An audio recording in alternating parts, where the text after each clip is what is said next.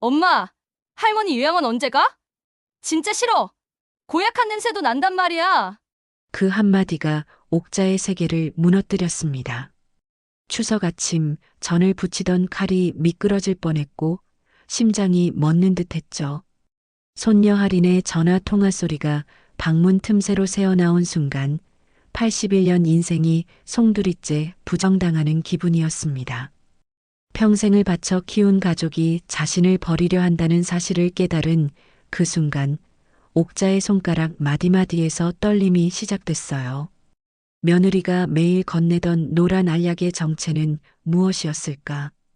아들이 편히 사셔야죠라며 보였던 그 이상한 미소의 의미는 장롱 위에서 떨어진 노트 한 권이 모든 진실을 드러내기 전까지 옥자는 자신이 얼마나 위험한 덫에 걸려 있었는지 몰랐습니다.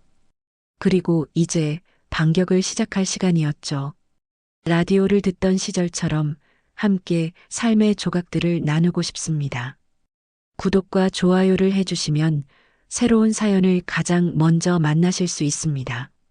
새벽 5시 옥자는 여느 때처럼 눈을 떴습니다. 81년을 살아오며 몸에 밴 습관이었죠. 창밖으로 어스름한 빛이 들어오기 시작했고 추석 아침의 서늘한 공기가 방 안을 가득 채우고 있었습니다. 옥자는 느릿하게 몸을 일으켜 앉으며 관절 마디마디에서 느껴지는 뻐근함을 달래듯 어깨를 천천히 돌렸습니다. 부엌으로 나가는 발걸음이 여느 날보다 가벼웠습니다. 명절이면 의례 그랬듯이 온 가족이 모여 북적거릴 생각에 입가에 옅은 미소가 번졌죠. 찬장을 열어 묵은 장바구니를 꺼내며 옥자는 오늘 장볼 재료들을 머릿속으로 하나하나 떠올렸습니다. 호박, 애호박, 깻잎, 버섯, 그리고 전 부칠 밀가루와 계란. 손자, 손녀들이 좋아하는 동그랑땡 재료도 빠뜨리면 안 되겠다는 생각에 주머니에서 낡은 수첩을 꺼내 꼼꼼히 적어내렸습니다. 시장으로 향하는 골목길은 아직 한산했습니다. 새벽 공기가 콧 속으로 시원하게 들어왔고 발밑으로는 이슬에 젖은 낙엽들이 사각거리며 밟혔죠. 시장 입구에 다다랐을 때 늘 그 자리를 지키던 얼룩 고양이가 담벼락 위에서 기지개를 켜고 있었습니다. 아이고, 잘 있었니?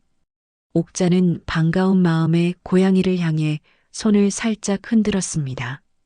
고양이는 느긋하게 꼬리를 세우며 야옹하고 짧게 대답하듯 울었죠. 그 모습이 어찌나 귀여운지 옥자는 작게 웃음을 터뜨렸습니다. 주머니에서 미리 준비해둔 멸치 몇 마리를 꺼내 바닥에 놓아주자 고양이는 날렵하게 뛰어내려와 맛있게 먹기 시작했습니다. 시장 안은 이미 활기가 넘쳤습니다. 추석을 앞두고 장을 보러 나온 사람들로 북적거렸고 상인들의 호객 소리가 여기저기서 들려왔죠. 옥자는 익숙한 발걸음으로 단골 야채 가게로 향했습니다. 어머 할머니, 오늘도 일찍 나오셨네요. 추석 준비하시는구나.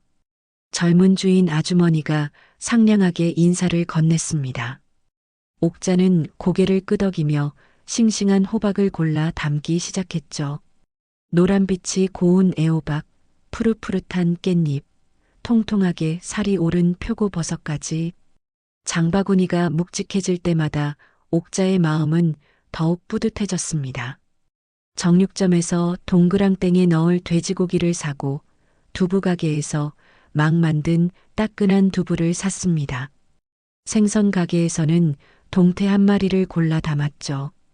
아들이 좋아하는 동태전도 빠뜨릴 수 없었으니까요. 장바구니가 제법 무거워졌지만 옥자는 개의치 않았습니다. 가족들이 맛있게 먹는 모습을 상상하니 힘이 절로 났거든요. 집으로 돌아오는 길, 옥자는 무거운 장바구니를 한 손에서 다른 손으로 번갈아 들며 천천히 걸었습니다. 무릎이 시큰거렸지만 이 정도쯤이야 하는 마음으로 참았죠.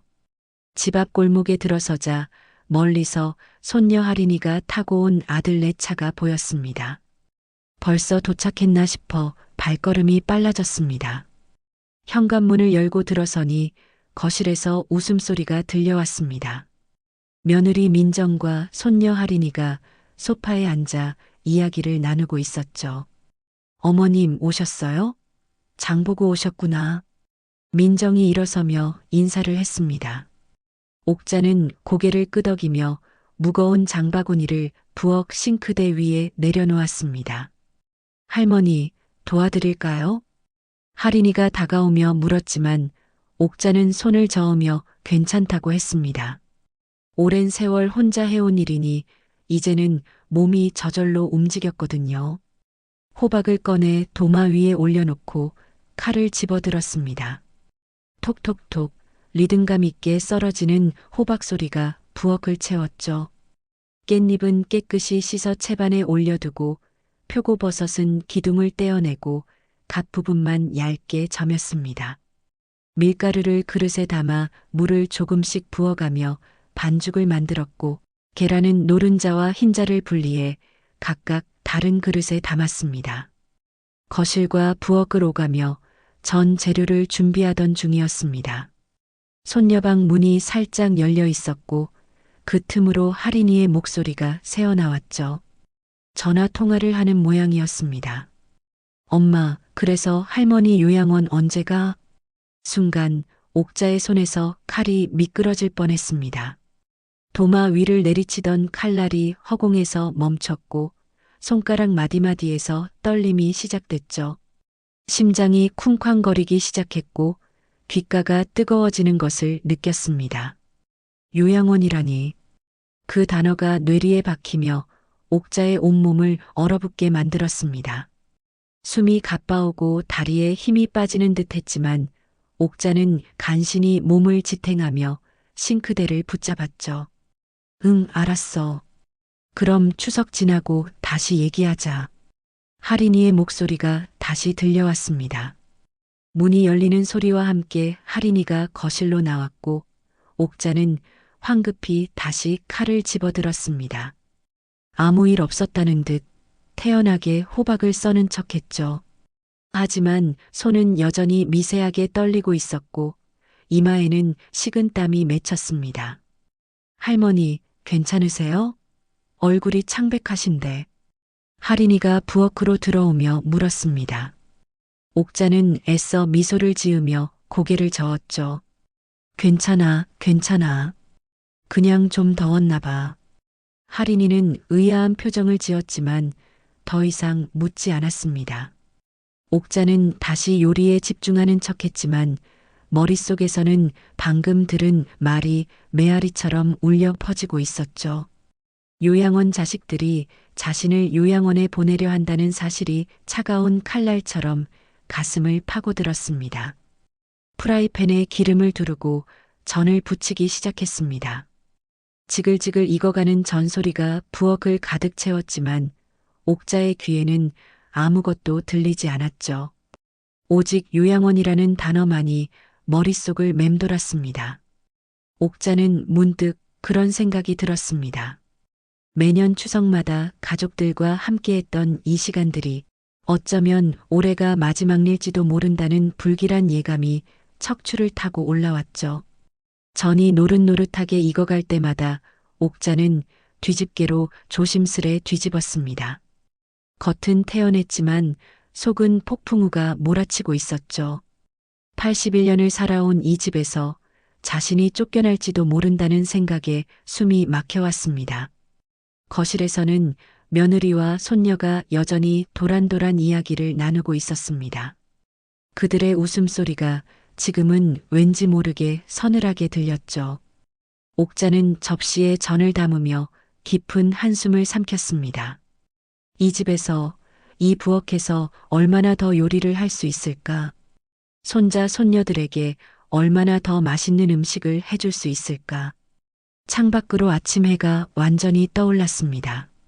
추석 아침에 따스한 햇살이 부엌으로 비스듬히 들어왔지만 옥자의 마음속에는 차가운 그늘이 드리워지기 시작했습니다. 점심 식사가 끝나고 식구들이 거실에 옹기종기 모여 앉았습니다. 텔레비전에서는 추석 특집 프로그램이 흘러나왔고 손자 손녀들은 스마트폰을 들여다보며 간간히 키득거렸죠. 옥자는 부엌에서 후식으로 내놓을 과일을 깎고 있었습니다. 사과 껍질이 길게 이어지며 나선형으로 떨어졌고 하얀 과육에서는 달콤한 향이 풍겨왔습니다. 어머님, 잠깐 이리 오세요.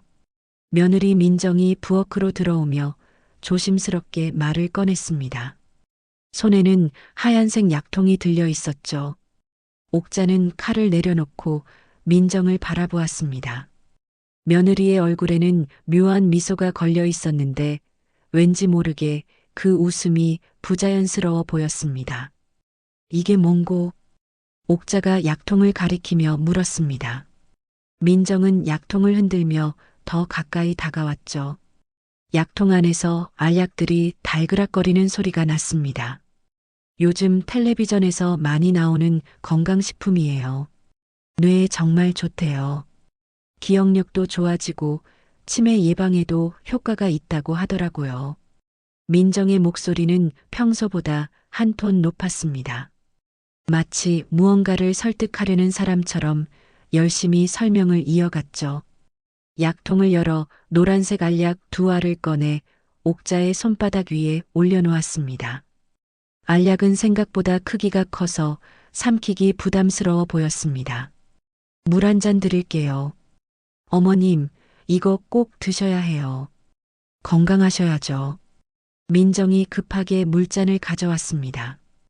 옥자는 손바닥 위의 알약을 물끄러미 바라보았습니다. 표면이 매끈한 노란색 알약은 왠지 모르게 불길해 보였죠. 이전에도 민정이 이런저런 영양제를 가져다 준 적은 있었지만 이번엔 뭔가 달랐습니다. 민정의 눈빛이 평소보다 간절했고 계속해서 옥자의 반응을 살피고 있었거든요. 옥자는 천천히 알약을 입안에 넣었습니다. 그리고는 물을 한 모금 마시는 척하며 알약을 혀 밑에 숨겼죠. 목을 움직여 삼키는 신용을 했고 빈물잔을 내려놓으며 고개를 끄덕였습니다. 먹었어, 고마워. 민정의 얼굴에 안도의 표정이 스쳐 지나갔습니다.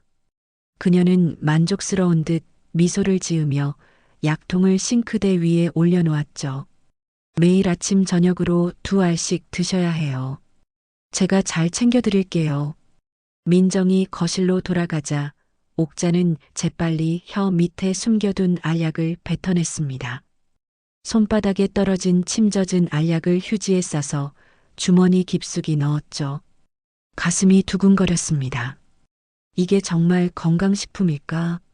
아니면 다른 무언가일까? 속으로 온갖 의심이 꿈틀거렸습니다. 이게 영 찝찝하네. 옥자는 나지막이 중얼거렸습니다. 창밖을 바라보니 오후에 햇살이 눈부시게 쏟아지고 있었지만 마음속에는 먹구름이 끼기 시작했죠. 요양원 이야기를 엿들은 이후로 모든 것이 의심스러웠습니다. 가족들의 친절한 행동 하나하나가 다른 의도를 품고 있는 것처럼 느껴졌어요. 거실로 돌아가니 아들 지훈이 소파에 깊숙이 몸을 묻고 앉아 있었습니다. 텔레비전을 보는 듯 했지만 시선은 허공을 향해 있었죠. 옥자가 과일 접시를 테이블에 내려놓자 지훈이 고개를 돌려 어머니를 바라보았습니다. 엄마, 요즘 몸은 좀 어떠세요? 갑작스러운 질문에 옥자는 잠시 움찔했습니다. 평소 건강을 물어본 적이 거의 없던 아들이었거든요. 지훈의 눈빛에는 알 수 없는 감정이 서려 있었습니다. 걱정인지 계산인지 분간하기 어려운 그런 눈빛이었죠. 괜찮아. 왜 그러니? 아니, 그냥요. 엄마도 이제 연세가 있으시니까 편히 사셔야죠. 편히 살라는 말. 그 단어가 옥자의 귀에 가시처럼 박혔습니다. 편히 산다는 게 대체 뭘 의미하는 걸까요? 요양원에 들어가는 게 편한 건가? 아니면 이 집에서 떠나는 게 편한 건가? 옥자는 표정을 굳히지 않으려 애쓰며 아들 옆에 앉았습니다. 나는 지금도 충분히 편해. 이 집에서 너희들이랑 같이 사는 게 제일 편한 거야. 지우는 어색하게 웃으며 고개를 끄덕였습니다. 하지만 그의 손가락은 계속해서 무릎 위를 두드리고 있었죠. 불안한 사람들이 하는 그런 무의식적인 행동이었습니다. 옥자는 아들의 그런 모습을 보며 가슴이 먹먹해졌습니다. 언제부터 아들과 이렇게 서먹해졌을까? 언제부터 서로의 진심을 숨기게 되었을까? 엄마, 혹시 불편한 거 있으면 말씀하세요. 우리가 다 해결해 드릴게요. 지훈의 말에는 이상한 뉘앙스가 풍겼습니다. 해결한다는 말이 왜 이렇게 차갑게 들리는지. 옥자는 아들의 어깨를 가볍게 두드렸습니다. 그래, 고맙다. 근데 나는 정말 괜찮으니까 걱정하지 마. 저녁이 되자 민정이 다시 약통을 들고 왔습니다. 이번에도 노란색 알약 2알을 꺼내 옥자에게 건넸죠. 옥자는 또다시 같은 방법으로 알약을 숨겼습니다. 삼키는 척, 목을 움직이는 척, 그리고 고맙다는 인사까지. 완벽한 연기였죠. 어머님 잘 드시네요. 다행이에요. 민정이 안심한 듯 말했습니다. 옥자는 미소를 지으며 고개를 끄덕였지만 속으로는 쓴웃음을 삼키고 있었죠. 가족이 이렇게 서로를 속이고 의심하는 사이가 되었다니 참으로 서글픈 일이었습니다. 밤이 깊어가자 집안이 조용해졌습니다. 손자, 손녀들은 각자 방으로 들어갔고 지훈과 민정도 안방으로 들어갔죠. 옥자는 거실에 홀로 남아 텔레비전을 보는 척했지만 실은 깊은 생각에 잠겨 있었습니다. 주머니에서 낮에 숨겨둔 알약을 꺼내 불빛에 비춰보았습니다.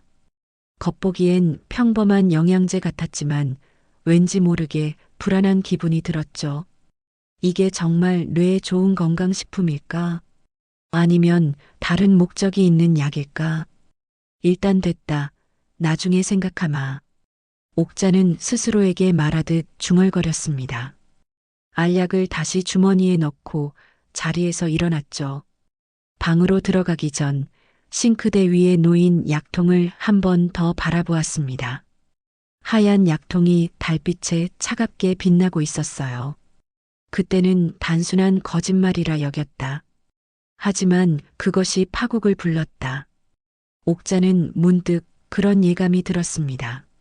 며느리의 친절한 얼굴 뒤에 숨겨진 의도가 무엇인지, 아들의 걱정 어린 말 속에 담긴 진짜 뜻이 무엇인지. 모든 것이 안개 속처럼 흐릿했지만 한 가지는 분명했습니다. 자신을 둘러싼 음모가 조금씩 모습을 드러내고 있다는 것을요. 침대에 누워서도 잠이 오지 않았습니다. 천장을 바라보며 옥자는 계속해서 같은 생각을 반복했죠. 이 나이에 요양원에 가야 하는 건가? 평생 일궈온 이 집을 떠나야 하는 건가? 눈가가 뜨거워졌지만 옥자는 눈물을 참았습니다. 아직은 울 때가 아니었으니까요. 창밖에서 바람 소리가 들려왔습니다. 가을바람이 나뭇잎을 흔들고 있었죠. 그 소리가 마치 누군가의 한숨처럼 들렸습니다. 옥자는 이불을 턱까지 끌어올리며 몸을 웅크렸습니다. 차가운 밤 공기가 뼈속까지 스며드는 것 같았어요. 내일 아침에도 민정은 약을 가져올 것입니다. 그리고 옥자는 또다시 삼키는 척을 해야겠죠. 이 거짓말의 굴레가 언제까지 계속될지 알 수 없었지만 지금은 그저 버티는 수밖에 없었습니다. 진실을 알아내기 위해, 그리고 자신을 지키기 위해. 추석 연휴 둘째 날 아침, 옥자는 평소보다 일찍 눈을 떴습니다.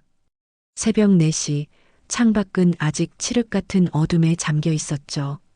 어제의 일들이 악몽처럼 머릿속을 맴돌았습니다. 요양원 이야기를 엿들은 것, 건강식품이라는 알약, 그리고 아들의 이상한 말들. 모든 것이 뒤엉켜 옥자의 가슴을 짓누르고 있었어요. 침대에서 일어나 거실로 나왔습니다. 집안은 고요했고 가족들은 모두 깊은 잠에 빠져 있었죠. 옥자는 조용히 부엌으로 가서 물 한 잔을 마셨습니다. 차가운 물이 목구멍을 타고 내려가자 정신이 조금 맑아지는 듯 했어요. 거실 창가에 서서 밖을 내다보니 가로등 불빛이 희미하게 골목을 비추고 있었습니다. 문득 이 집에서 살아온 세월이 주마등처럼 스쳐 지나갔죠.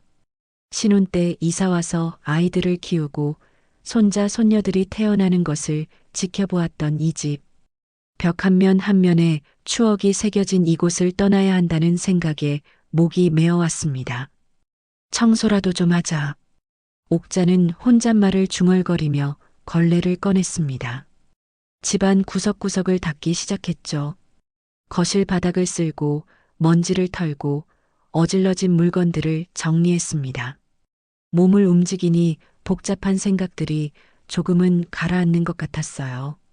안방 앞을 지나가다가 문이 살짝 열려 있는 것을 보았습니다. 지훈과 민정이 자고 있는 방이었죠. 조용히 문을 닫으려다가 바닥에 떨어진 종이 한 장이 눈에 들어왔습니다. 하얀 A사 용지가 장롱 앞에 놓여 있었어요. 무심코 종이를 집어들었습니다. 그런데 거기 적힌 글자들을 보는 순간 옥자의 손이 바르르 떨리기 시작했죠. 종이 위에는 민정의 필체로 이런 메모가 적혀 있었습니다. 어머니 요양원 강제 입원 절차, 제3명의 이전 방법, 치매 진단서 필요, 정신과 상담 예약 10월 15일, 공증 서류 준비, 통장 비밀번호 확인. 글자 하나하나가 날카로운 칼날처럼 옥자의 가슴을 찔렀습니다. 강제 입원이라니, 제3명의 이전이라니. 손이 떨려서 종이를 제대로 잡을 수가 없었어요. 무릎이 후들거려 그 자리에 주저앉을 뻔했지만 간신히 몸을 지탱했습니다. 종이를 다시 한번 꼼꼼히 읽었습니다. 10월 15일, 그러니까 추석이 끝나고 일주일 뒤였죠.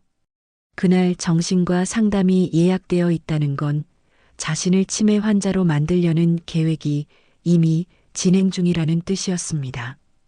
등줄기로 식은땀이 흘러내렸어요. 안방에서 뒤척이는 소리가 들렸습니다. 옥자는 황급히 종이를 주머니에 넣고 그 자리를 벗어났죠.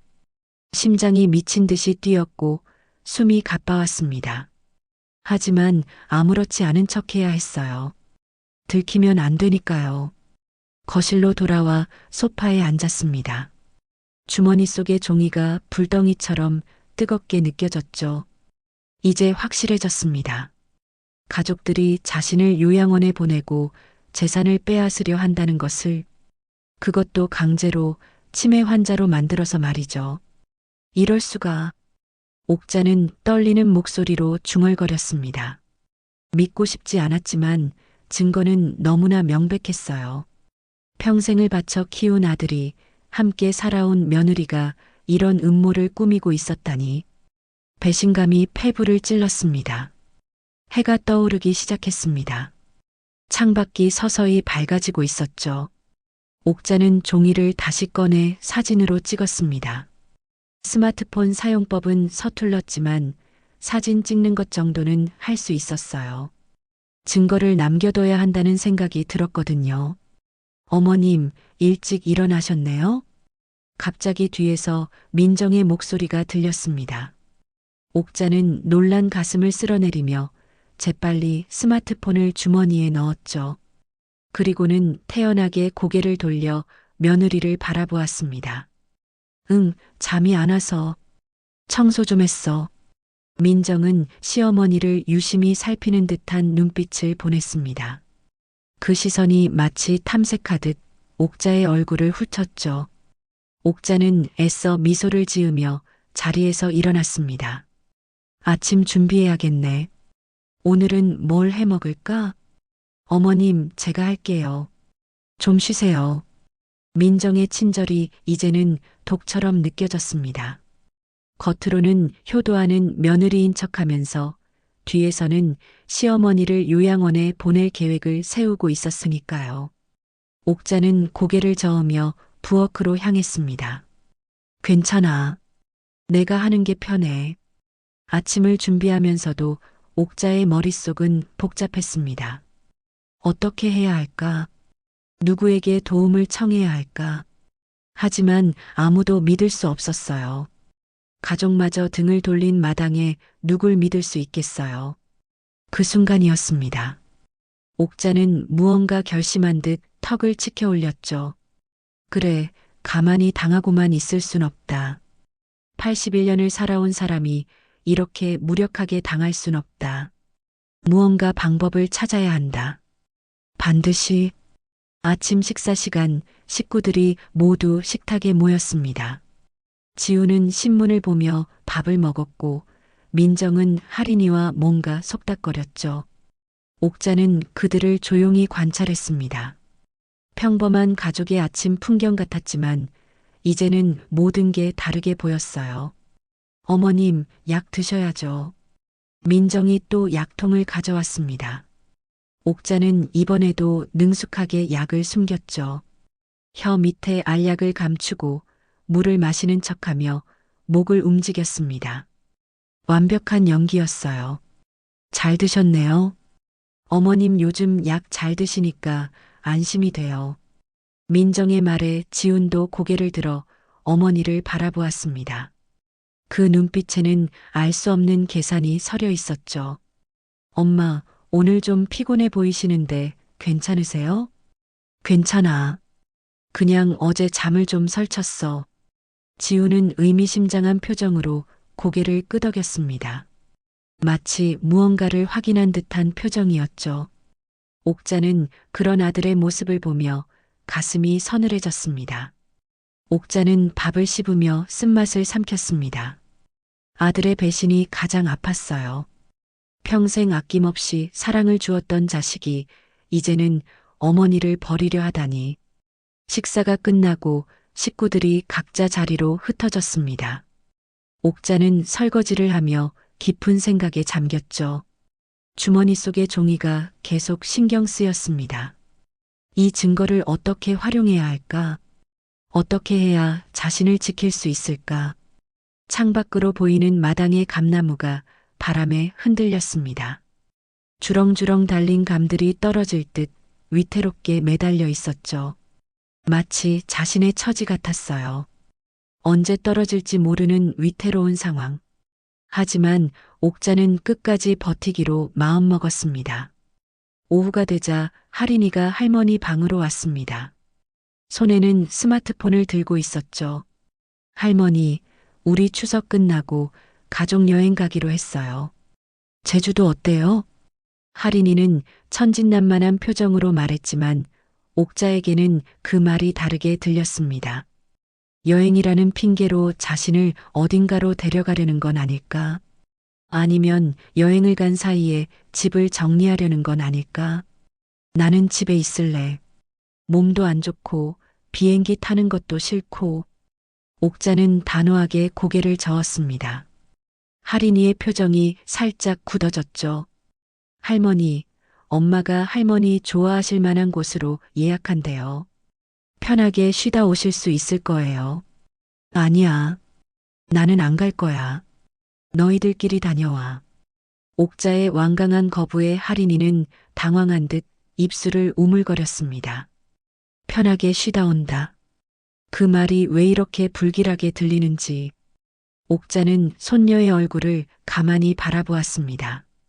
언제부터 이 아이도 자신을 속이게 되었을까? 아니면 정말 아무것도 모르는 걸까?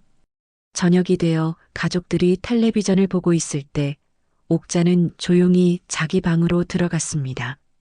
그리고 장롱 깊숙한 곳에 숨겨둔 작은 금고를 꺼냈죠.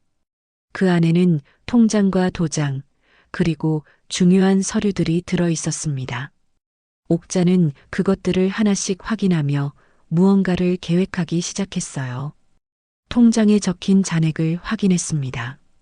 평생 아껴 모은 돈이었죠. 이 돈마저 빼앗기면 정말 아무것도 남지 않을 것 같았어요. 옥자는 통장을 가슴에 꼭 안았습니다. 절대 빼앗기지 않겠다는 다짐과 함께 추석 연휴 마지막 날 아침이 밝았습니다. 옥자는 침대에서 일어나 거실로 나왔지만 왠지 모르게 머리가 무겁고 몸이 나른했어요. 어제까지만 해도 괜찮았는데 갑자기 이런 증상이 나타난 것이 이상했죠. 혹시 며느리가 주는 약을 완전히 뱉어내지 못한 건 아닐까? 불안한 생각이 머릿속을 스쳐 지나갔습니다. 부엌에서 아침 준비를 하던 민정이 시어머니를 보고 다가왔습니다. 얼굴에는 걱정스러운 표정이 가득했지만 그 눈빛 깊은 곳에는 알 수 없는 기대감이 서려 있었죠. 어머님, 오늘 안색이 안 좋으신데 괜찮으세요? 응, 그냥 좀 피곤해서 그런가 봐. 옥자가 대답하려는 순간 갑자기 단어가 떠오르지 않았습니다. 피곤하다는 말 대신 다른 무언가를 말하려 했는데 그게 뭐였는지 기억이 나지 않았어요. 잠시 머뭇거리자 민정의 눈이 빛났습니다. 어머님, 제가 차 한 잔 타드릴게요. 좀 앉아 계세요. 민정이 재빨리 따뜻한 차를 가져왔습니다. 옥자는 찻잔을 들고 한 모금 마셨지만 입안에서 느껴지는 쓴맛이 평소와 달랐어요. 혹시 이 차에도 무언가를 탔을까? 의심이 꼬리를 물었지만 확신할 수는 없었습니다. 거실 소파에 앉아있던 지훈이 어머니를 유심히 관찰하고 있었습니다. 마치 실험 대상을 지켜보는 과학자처럼 옥자의 모든 움직임을 놓치지 않으려는 듯 했죠. 옥자가 찻잔을 내려놓으며 아들을 바라보자 지훈이 물었습니다. 엄마, 어제 뭐 하셨는지 기억나세요? 이상한 질문이었습니다. 어제 일을 왜 묻는 걸까? 옥자는 잠시 생각해 보았어요. 어제 아침에 일어나서 밥을 하고 설거지를 하고 그리고 그 다음에는 이상하게도 오후에 일이 흐릿했습니다. 분명 무언가를 했을 텐데 선명하게 떠오르지 않았어요. 그냥 집안일 했지 뭐. 옥자가 얼버무리듯 대답하자 지우는 의미심장한 표정으로 민정과 눈빛을 교환했습니다. 그 찰나의 순간을 옥자는 놓치지 않았어요. 그들이 무언가를 확인하고 있다는 것을, 자신의 상태를 시험하고 있다는 것을 알아차렸죠. 손녀 할인이가 방에서 나와 할머니 옆에 앉았습니다. 밝은 표정으로 무언가를 물어왔지만 옥자는 순간 그 말을 알아듣지 못했어요. 분명 한국말인데 마치 외국어처럼 들렸습니다. 몇 초 후에야 할인이가 점심 메뉴를 물어본 것임을 깨달았죠. 할머니, 제가 3번이나 물어봤는데 못 들으셨어요? 할인이의 목소리에 걱정이 묻어났습니다. 아니면 연기일까? 옥자는 혼란스러웠어요. 누가 진심이고 누가 거짓인지 구분할 수가 없었습니다. 머릿속이 안개로 가득 찬 것처럼 뿌옇게 흐려졌죠. 아, 미안. 잠깐 딴 생각을 했나 봐. 옥자는 애써 웃어 보였지만 불안감은 점점 커져만 갔습니다. 정말로 자신의 기억력이 떨어지고 있는 걸까? 아니면 누군가 의도적으로 이렇게 만든 걸까? 확신할 수 없는 상황이 더욱 두려웠어요. 점심 식사 준비를 하려고 부엌에 들어갔습니다. 냉장고를 열고 재료를 꺼내려는데 갑자기 무엇을 하려고 했는지 잊어버렸어요. 냉장고 문을 연 채로 멍하니 서 있자 민정이 다가왔습니다. 어머님, 제가 할게요. 오늘은 좀 쉬세요. 아니야, 내가 할 수 있어. 옥자는 고집을 부렸지만 실은 자신도 불안했습니다. 도마 위에 올려놓은 당근을 썰다가 손가락을 베일 뻔한 적이 2번이나 있었거든요. 집중력이 흐트러지고 손놀림이 평소와 달리 어설펐어요. 어머님, 요즘 이상하세요. 민정이 조심스럽게 말을 꺼냈습니다. 그 목소리에는 걱정과 함께 묘한 기대감이 섞여 있었죠. 마치 원하던 결과가 나타나기를 기다리는 사람처럼. 뭐가 이상하다는 거야? 그냥요. 말씀도 자주 더듬으시고 깜빡깜빡 하시는 것도 많아지신 것 같고요. 민정의 말이 비수처럼 가슴에 꽂혔습니다. 옥자는 반박하고 싶었지만 실제로 요즘 들어 단어가 잘 떠오르지 않는 것은 사실이었어요. 평생 써온 말들이 갑자기 낯설게 느껴지고 익숙했던 일상이 어색해지고 있었죠. 거실로 돌아와 텔레비전을 보려고 리모컨을 들었습니다. 그런데 어느 버튼을 눌러야 하는지 헷갈렸어요. 분명 수십 년 동안 써온 리모컨인데 갑자기 복잡한 기계처럼 느껴졌습니다. 결국 아무 버튼이나 눌렀다가 음량이 갑자기 커져서 깜짝 놀랐죠. 할머니, 제가 해드릴게요. 할인이가 리모컨을 가져가며 능숙하게 채널을 돌렸습니다. 옥자는 손녀를 바라보며 입을 열었지만 고맙다는 말 대신 엉뚱한 말이 나왔어요. 저기, 그거 있잖아. 그거 좀 줘. 뭐려 할머니? 뭘 달라는 거예요? 할인이가 되물었지만 옥자는 자신이 무엇을 원했는지 기억이 나지 않았습니다. 분명 무언가를 부탁하려 했는데 그게 뭔지 완전히 잊어버린 거예요.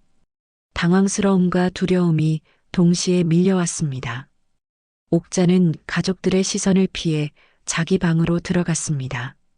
문을 닫고 침대에 앉아 깊은 한숨을 내쉬었죠. 거울에 비친 자신의 모습이 낯설게 느껴졌습니다. 주머니에서 어제 찍어둔 사진을 확인하려고 스마트폰을 꺼냈습니다. 그런데 비밀번호가 기억나지 않았어요. 분명 간단한 숫자였는데 아무리 생각해도 떠오르지 않았죠. 여러 번 시도하다가 결국 포기하고 말았습니다. 저녁 무렵 가족들이 모여 대화를 나누고 있을 때였습니다. 옥자는 무언가 말하려고 입을 열었지만 문장이 제대로 만들어지지 않았어요. 나는 그래서 내일, 아니 어제, 그게 아니고, 말이 꼬이고 시제가 뒤섞였습니다. 가족들의 눈빛이 일제히 옥자에게 쏠렸죠. 동정과 연민, 그리고 어떤 계산이 담긴 시선들이었습니다. 어머님, 천천히 말씀하세요. 민정이 다정하게 말했지만 그 친절함이 오히려 서늘하게 느껴졌어요. 옥자는 입을 다물고 말았습니다. 자신의 말이 점점 흐려지고 있다는 것을, 기억이 조각조각 빠져나가고 있다는 것을 인정하기 싫었거든요. 밤이 깊어지자 옥자는 일기장을 꺼냈습니다. 오늘 있었던 일을 적어두려 했지만 펜을 든 손이 떨렸어요.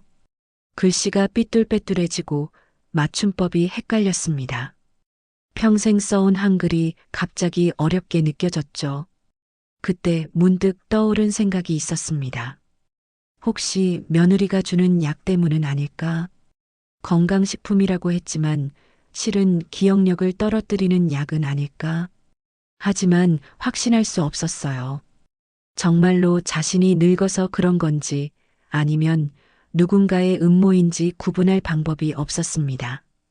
창밖에는 보름달이 떠 있었습니다. 추석의 마지막 밤, 옥자는 달빛을 바라보며 깊은 생각에 잠겼어요. 내일부터는 평범한 일상이 시작될 텐데, 과연 자신은 그 일상을 제대로 살아갈 수 있을까? 불안과 공포가 가슴을 짓눌렀습니다. 장롱 앞에 떨어져 있던 그 종이를 다시 떠올렸습니다. 10월 15일 정신과 상담.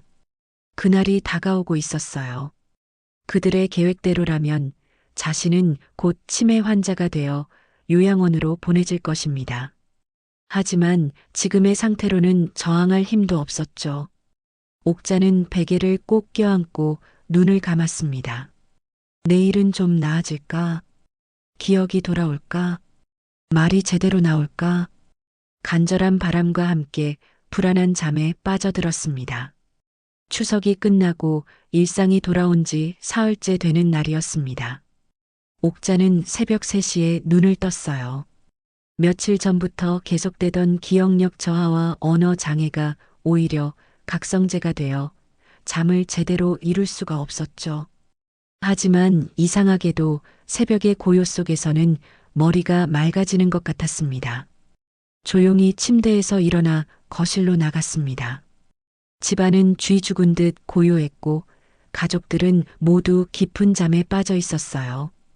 옥자는 이 시간을 이용해 무언가를 해야 한다는 절박함을 느꼈습니다. 시간이 얼마 남지 않았다는 예감이 들었거든요. 먼저 부엌으로 가서 쓰레기통을 살펴보기 시작했습니다. 며느리가 버린 메모나 영수증이 있을지도 모른다는 생각에서였죠. 음식물 쓰레기 사이로 구겨진 종이 몇 장이 보였습니다. 조심스럽게 꺼내 펼쳐보니 약국 영수증이었어요. 하지만 약 이름 부분이 찢겨 있어서 정확히 무엇인지 알 수 없었습니다. 그래도 옥자는 이 영수증을 주머니에 넣었습니다. 날짜와 약국 이름이라도 나중에 도움이 될 수 있을 거라 생각했죠. 무엇보다 민정이 뭔가를 숨기려 했다는 증거가 될 수 있었으니까요. 거실 책장을 뒤지다가 낯선 팸플릿 하나를 발견했습니다. 노인 건강관리에 대한 내용이었는데 누군가 형광펜으로 표시한 부분이 있었어요. 인지 기능 저하, 기억력 감퇴, 언어 장애 같은 단어들이었죠. 옥자는 이것도 조심스럽게 접어서 가져갔습니다. 안방 앞을 지나가다가 문틈으로 민정의 핸드백이 보였습니다. 순간 망설였지만 진실을 알아야 한다는 절박함이 더 컸어요. 살금살금 방으로 들어가 핸드백을 열었습니다. 안에는 수첩이 들어 있었죠. 수첩을 펼쳐보니 일정이 적혀 있었습니다. 하지만 대부분 약어나 이니셜로 되어 있어서 정확한 의미를 알 수 없었어요. 다만 10월 중순에 뭔가 중요한 일정이 여러 개 표시되어 있다는 것만 확인할 수 있었습니다. 갑자기 안방에서 뒤척이는 소리가 들렸습니다. 옥자는 황급히 수첩을 제자리에 놓고 방을 빠져나왔어요. 심장이 터질 듯이 뛰었지만 다행히 들키지는 않았습니다. 거실로 돌아와 소파에 앉아 숨을 고르고 있는데 탁자 위에 지훈의 태블릿이 놓여 있는 게 보였습니다. 화면은 꺼져 있었지만 전원 버튼을 누르자 잠금 화면이 떴어요. 비밀번호를 몰라서 더 이상 볼 수는 없었지만 배경화면에 있는 달력 위젯에 빨간색으로 표시된 날짜들이 보였습니다. 옥자는 이런 작은 단서들을 머릿속에 새겼습니다. 직접적인 증거는 아니었지만 뭔가 계획이 진행되고 있다는 느낌은 충분히 받을 수 있었어요. 옥자는 며칠 전 민정이 했던 말을 떠올렸습니다. 어머님도 이제 편하게 사셔야죠라는 그 말이 이제는 완전히 다른 의미로 들렸어요. 날이 밝기 시작하자 옥자는 서둘러 자기 방으로 돌아갔습니다. 책상 서랍 깊숙한 곳에 작은 봉투를 꺼냈어요. 그 안에 지금까지 모은 것들을 정리해 넣었습니다. 찢어진 영수증, 형광펜 표시가 된 팸플릿, 그리고 며칠 전 주머니에 넣어둔 약들까지. 아침이 되어 가족들이 일어나기 시작했습니다. 옥자는 아무 일 없었다는 듯 부엌에서 아침을 준비했어요. 하지만 속으로는 계속 관찰하고 있었죠. 가족들의 대화, 표정, 행동 하나하나를 놓치지 않으려 했습니다. 어머님, 오늘 뭐 하실 거예요? 민정이 부엌으로 들어오며 물었습니다. 평범한 질문 같았지만 옥자는 그 안에 숨은 의도를 읽으려 애썼어요. 그냥 집에 있을 거야. 왜? 아니, 그냥요. 혹시 밖에 나가실 일 있으면 말씀해 주세요. 민정의 말에서 감시하려는 의도가 느껴졌습니다. 옥자는 고개를 끄덕이며 대답했지만 마음속으로는 불안감이 커져갔어요. 점심 무렵 옥자는 마당에 나가 화분에 물을 주고 있었습니다.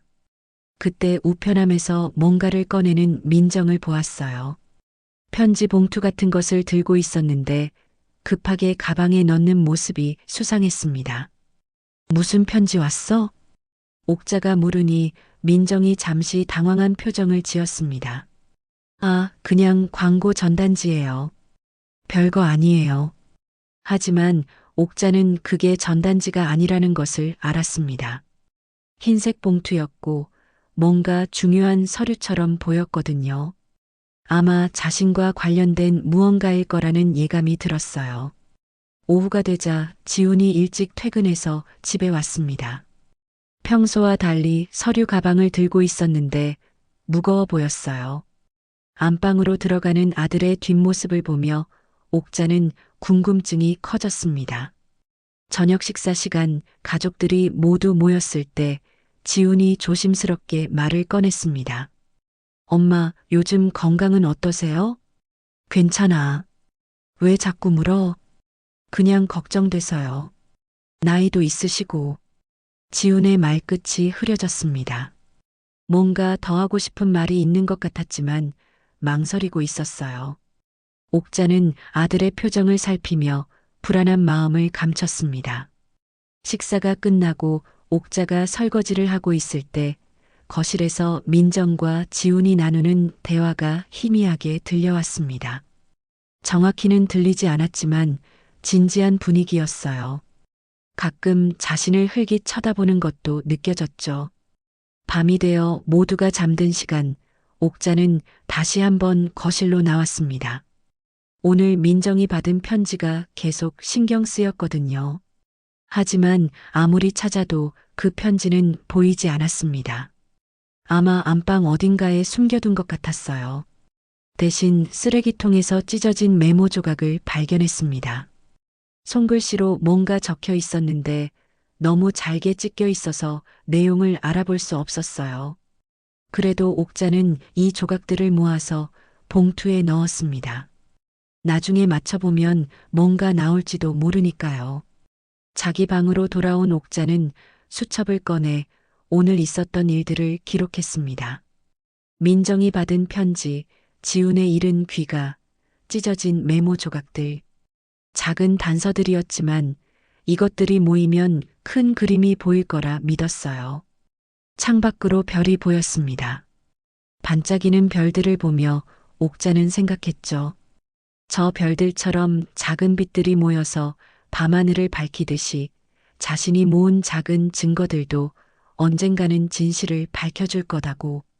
하지만 시간이 얼마 남지 않았다는 것도 알고 있었습니다. 가족들의 행동이 점점 수상해지고 있었고 무언가가 임박했다는 느낌이 들었거든요. 옥자는 더 적극적으로 행동해야 한다고 마음먹었습니다. 수동적으로 기다릴 수만은 없었으니까요. 10월 12일 토요일 오후 2시 초인종이 울렸습니다. 옥자가 현관문을 열자 낯익은 얼굴이 서 있었어요. 사돈 서명자였습니다. 손에는 고급스러운 종이 가방을 들고 있었고 얼굴에는 어색한 미소가 걸려 있었죠. 사돈, 안녕하세요. 잘 지내셨어요? 서명자의 목소리는 평소보다 한 톤 높았습니다. 무언가를 설득하려는 사람 특유의 밝은 목소리였어요. 옥자는 불길한 예감을 느끼며 사돈을 거실로 안내했습니다. 오랜만이네요. 무슨 일로 오셨어요? 그냥 뵙고 싶어서요. 요즘 어떻게 지내시는지도 궁금하고. 서명자가 종이 가방에서 고급차 세트를 꺼내며 말했습니다. 선물까지 들고 온 것을 보니 분명 다른 목적이 있을 거라는 생각이 들었죠. 옥자는 차를 준비하러 부엌으로 갔고 서명자는 핸드백에서 뭔가를 꺼내 탁자 위에 올려놓았습니다. 다시 거실로 돌아온 옥자는 탁자 위에 놓인 브로슈어들을 보고 숨이 막혔습니다. 화려한 사진과 함께 요양원이라는 글자가 선명하게 보였거든요. 서명자는 브로슈어를 한 장씩 넘기며 설명하기 시작했습니다. 어머니, 요즘 정말 좋은 곳들이 많아요. 여기 보세요. 시설도 호텔 같고 프로그램도 다양하고요. 옥자는 브로슈어를 물끄러미 바라보았습니다. 넓은 정원, 깨끗한 방, 웃고 있는 노인들의 사진. 하지만 그 모든 것이 거짓처럼 느껴졌어요. 아무리 좋은 시설이라 해도 집만 할까요? 가족과 함께 사는 것만 할까요? 지금 자리를 잡아야 해요. 좋은 곳은 대기가 길거든요. 서명자의 목소리에는 조급함이 묻어났습니다. 마치 지금 당장 결정하지 않으면 큰일이라도 날 것처럼 몰아붙이고 있었죠. 그때 안방에서 지훈이 나왔습니다. 아들이 집에 있는 줄 몰랐던 옥자는 살짝 놀랐어요. 장모님 오셨어요? 지훈이 자연스럽게 소파에 앉았습니다. 마치 미리 약속이라도 한 것처럼 자연스러웠죠. 옥자는 아들과 사돈이 눈빛을 교환하는 것을 놓치지 않았습니다. 이 모든 게 계획된 일이었구나. 확신이 들었어요. 엄마, 이제 편히 가셔야죠. 혼자 계시기도 힘드시잖아요. 지훈의 말에 옥자는 눈살을 찌푸렸습니다. 혼자 있는 게 아니라 가족과 함께 살고 있는데 왜 혼자라고 하는 걸까? 아들의 말 속에 숨겨진 의도가 너무나 명백했어요. 난 여기서 잘 지내고 있어. 갈 생각 없어. 옥자의 단호한 거부에 서명자와 지훈의 표정이 굳어졌습니다. 예상하지 못한 반응이었던 것 같았어요. 서명자가 다시 브로슈어를 들며 설득을 시작했습니다. 어머니, 한 번만 구경이라도 가보세요. 정말 좋은 곳이에요. 의료진도 상주하고 물리치료도 받을 수 있고 필요 없어요. 난 건강해요. 옥자는 브로슈어를 밀어냈습니다. 하지만 서명자는 포기하지 않고 계속 설명을 이어갔죠. 식단 관리, 문화 프로그램, 동년배 친구들과의 교류. 듣기엔 좋았지만 옥자에게는 모든 게 감옥처럼 들렸습니다. 그 순간이었습니다. 민정이 밖에서 들어왔어요. 손에는 서류 봉투를 들고 있었는데 서명자를 보고는 반갑게 인사했습니다. 엄마 왔어요? 말씀드렸던 그 건으로 오신 거죠? 말씀드렸던 그 건.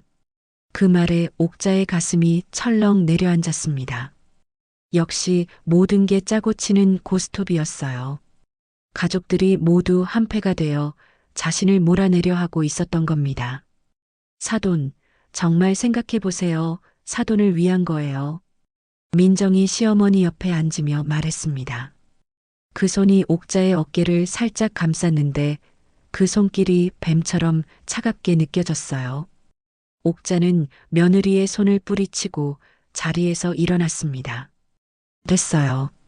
더 이상 이 얘기하지 마세요. 옥자의 목소리에는 분노가 섞여 있었습니다. 하지만 그들은 물러서지 않았어요. 오히려 더 적극적으로 나왔죠. 어머니, 요즘 기억력도 떨어지시고 혼자서는 위험하실 수 있어요. 지훈이 걱정스러운 표정을 지으며 말했습니다. 하지만 그 걱정이 진심인지 연기인지 구분할 수 없었어요. 옥자는 아들을 똑바로 바라보며 말했습니다. 내가 언제 기억력이 떨어졌어? 누가 그래? 엄마, 어제도 약 드시는 거 잊으셨잖아요. 밥도 2번 드셨고요. 지훈의 거짓말에 옥자는 할 말을 잃었습니다. 어제 약은 일부러 안 먹은 거였고 밥도 한 번만 먹었어요. 하지만 반박해도 소용없을 것 같았죠. 이미 그들 사이에서는 자신이 치매에 걸렸다는 게 기정사실이 된 것 같았으니까요. 옥자는 가족들의 얼굴을 하나하나 바라보며 생각했습니다. 이들이 정말 자신을 사랑했던 가족이 맞는지 의심스러웠어요. 서명자가 핸드백에서 또 다른 서류를 꺼냈습니다. 입소 신청서처럼 보이는 서류였어요. 사돈, 일단 신청만 해놓으세요. 나중에 마음 바뀌시면 취소하면 돼요. 필요 없다니까요. 옥자가 소리를 지르자 모두가 놀란 표정을 지었습니다. 평소 목소리를 높이지 않던 옥자였기에 더욱 충격적이었던 것 같아요. 잠시 정적이 흘렀습니다. 민정이 조심스럽게 입을 열었습니다. 어머님, 너무 흥분하지 마세요. 건강에 안 좋아요. 그 말이 오히려 옥자를 더 화나게 했습니다. 자신을 병자 취급하는 것 같았거든요. 옥자는 깊게 숨을 들이쉬고 천천히 내뱉었습니다. 그리고는 차가운 목소리로 말했죠. 다들 나가주세요. 좀 혼자 있고 싶어요. 서명자가 서류를 집어넣으며 일어났습니다. 표정이 굳어 있었어요. 계획대로 되지 않아서 당황한 것 같았죠. 사돈, 다시 생각해 보시고 연락 주세요. 정말 좋은 기회예요. 서명자가 나가고 지훈과 민정도 각자 방으로 들어갔습니다. 거실에 홀로 남은 옥자는 주먹을 꽉 쥐었어요. 손톱이 손바닥을 파고들 정도로 세게 쥐었죠. 너희가 날 버리려 한다면 내가 먼저 너희를 버리겠다. 옥자의 마음속에서 불꽃이 타올랐습니다. 복수의 불씨가 지펴진 것이었어요. 더 이상 수동적으로 당하고만 있을 수는 없었습니다. 무언가 행동을 취해야 했어요. 자기 방으로 들어간 옥자는 침대 밑에 숨겨둔 작은 상자를 꺼냈습니다. 그 안에는 평생 모은 비상금이 들어 있었죠. 통장에 있는 돈 말고도 현금으로 조금씩 모아둔 돈이었어요. 이 돈이라도 지켜야 한다는 생각이 들었습니다. 그리고 서랍 깊숙한 곳에서 오래된 수첩을 꺼냈어요. 거기에는 옛 친구들의 연락처가 적혀 있었죠. 혹시 도움을 청할 수 있을지도 모른다는 생각에서였습니다. 하지만 대부분이 이미 세상을 떠났거나 연락이 끊긴 지 오래였어요. 창밖을 바라보니 해가 저물고 있었습니다. 붉은 노을이 하늘을 물들이고 있었어요. 마치 자신의 분노를 표현하는 것 같았죠. 옥자는 조용히 중얼거렸습니다. 이제 시작이야. 너희가 원하는 대로 되지 않을 거야. 저녁 식사 시간, 식구들은 평소처럼 모여 앉았습니다. 아무도 오후의 일을 언급하지 않았어요. 마치 아무 일도 없었다는 듯 대화를 나누었죠. 하지만 옥자는 알고 있었습니다. 이들이 뒤에서 무슨 짓을 꾸미고 있는지를. 할머니, 내일 뭐 하실 거예요? 할인이가 밝게 물었습니다. 순진한 표정이었지만 옥자는 이제 아무도 믿을 수 없었어요. 그냥 집에 있을 거야. 저희 내일 잠깐 외출할 건데 할머니 혼자 계셔도 괜찮으세요? 민정의 말에 옥자는 고개를 끄덕였습니다. 오히려 잘 됐다고 생각했어요. 혼자 있을 시간이 필요했거든요. 무언가 준비해야 할 것들이 있었습니다. 밤이 깊어지고 모두가 잠든 시각, 옥자는 일기장을 꺼내 오늘의 일을 기록했습니다. 그리고 마지막에 이렇게 적었어요. 결심했다. 그들보다 먼저 움직이겠다. 내 인생은 내가 결정한다. 무엇을 해야 할지는 아직 모르겠지만 가만히 당하고만 있지는 않겠다. 펜을 내려놓고 옥자는 깊은 한숨을 내쉬었습니다. 81년 인생에서 가장 힘든 싸움이 시작되고 있었어요. 가족과의 싸움, 가장 사랑하는 사람들과 벌이는 전쟁. 하지만 물러설 수는 없었습니다. 자신의 존엄과 자유가 걸린 문제였으니까요. 10월 13일 일요일 오전 10시 가족들이 외출을 준비하고 있었습니다. 민정은 거실에서 가방을 챙기며 시어머니를 힐끔거렸고 지우는 차 키를 찾느라 분주했죠. 할인이는 이미 현관에서 신발을 신고 있었습니다. 어머님, 저희 잠깐 나갔다 올게요. 점심은 냉장고에 있는 거 드세요. 민정의 목소리는 평소보다 밝았습니다. 마치 무언가를 숨기려는 사람처럼 일부러 명랑한 척하는 것 같았어요. 옥자는 고개를 끄덕이며 가족들을 배웅했습니다. 조심해서 다녀와요.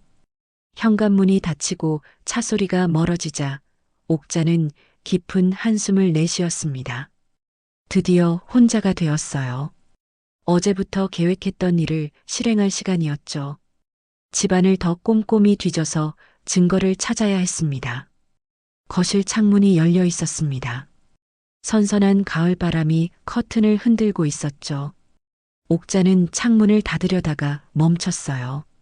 신선한 공기가 필요했거든요. 며칠째 계속되는 긴장감에 숨이 막힐 것 같았습니다. 바로 그때였습니다. 창틀 위로 뭔가 날렵한 그림자가 뛰어올랐어요. 시장에서 늘 만나던 그 얼룩 고양이였습니다. 녀석은 능숙한 동작으로 창문을 통해 집 안으로 들어왔죠. 아이고, 너였구나. 어떻게 여기까지 왔니? 옥자는 반가운 마음에 고양이를 쓰다듬으려 했지만 녀석은 재빠르게 피해서 거실을 돌아다니기 시작했습니다. 소파 밑을 기웃거리더니 책장 쪽으로 향했어요. 그리고는 단숨에 책장 위로 뛰어 올랐습니다. 거기서 뭐하니? 내려와. 하지만 고양이는 내려올 생각이 없어 보였습니다. 책장 위를 이리저리 돌아다니더니 갑자기 장롱 위로 점프했어요. 옥자는 고양이를 내려오게 하려고 장롱 앞으로 다가갔습니다. 그 순간이었습니다. 고양이가 몸을 돌리다가 뒷발로 뭔가를 건드렸고 장롱 위에서 노트 한 권이 바닥으로 떨어졌어요. 툭 하는 소리와 함께 노트가 펼쳐지면서 안에 적힌 글씨들이 드러났습니다. 옥자는 무심코 노트를 집어들었습니다. 그런데 거기 적힌 내용을 보는 순간 온몸이 얼어붙는 것 같았어요. 민정의 필체로 빼곡히 적힌 글들이었는데 제목부터 충격적이었습니다. 시어머니 요양원 강제 입소 계획. 손이 바르르 떨렸습니다. 노트를 제대로 잡을 수가 없을 정도였어요. 하지만 옥자는 떨리는 손을 부여잡고 내용을 읽기 시작했습니다. 1단계. 치매 증상 유도. 비타민 A 과잉 투여로 두통, 어지럼증, 시야 흐림 유발, 뇌압 상승 유사 증상으로 기억력과 인지 기능 저하, 지용성이라 체내 축적 위험 높아 효과적, 비타민 E 고용량 병행 투여, 인지 기능 저하와 치매 위험 증가 연구 참고. 2단계. 정신과 진단서 확보. 10월 15일 예약 완료. 의사와 사전 협의 완료. 치매 초기 진단 예정. 3단계. 재산관리. 성년 의견인 신청 준비. 통장 비밀번호 파악 필요. 부동산은 이미 시어머니 몰래 매물로 내놓은 상태. 관심자 여럿 확보. 4단계. 요양원 입소. 10월 20일 강제 입원 예정.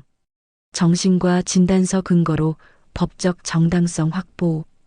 본인 동의 없이도 가능. 5단계. 집 매도 완료. 매도 대금으로 대출 상환. 남은 금액은 요양비 명목으로 관리. 옥자는 노트를 읽으며 그런 생각이 들었습니다. 자신이 의심했던 모든 것이 사실이었고 오히려 상상했던 것보다 더 잔인한 계획이 진행되고 있었던 거예요. 노트에는 더 충격적인 내용들이 이어졌습니다. 약물 투여 일지, 증상 관찰 기록, 심지어 자신이 언제 어떤 실수를 했는지까지 세세하게 적혀 있었어요. 며느리가 매일같이 자신을 관찰하고 기록했다는 사실이 소름 끼쳤습니다. 10월 8일. 단어 인출 장애 관찰. 리모컨 사용법 헷갈려함. 비타민 과잉 투여 효과 나타나기 시작. 10월 10일. 시간 진압력 저하. 어제 일 기억 못함. 계획대로 진행 중. 10월 12일. 사돈과 함께 설득 시도. 강한 거부 반응. 더 강한 조치 필요. 부동산에서 연락 옴. 보러 오고 싶다는 사람 있음.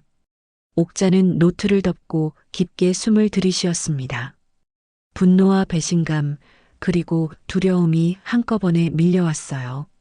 부동산까지 이미 접촉해 놓았다니. 자신도 모르는 사이에 집이 팔릴 뻔했던 거예요. 고양이는 창밖으로 재빠르게 도망쳤습니다. 마치 자신의 임무를 완수한 것처럼 당당한 모습이었죠. 옥자는 창가에서 멀어지는 고양이를 바라보며 중얼거렸습니다. 고맙다, 정말 고맙다. 바로 그때 집 전화가 울렸습니다. 옥자는 수화기를 들었어요. 여보세요?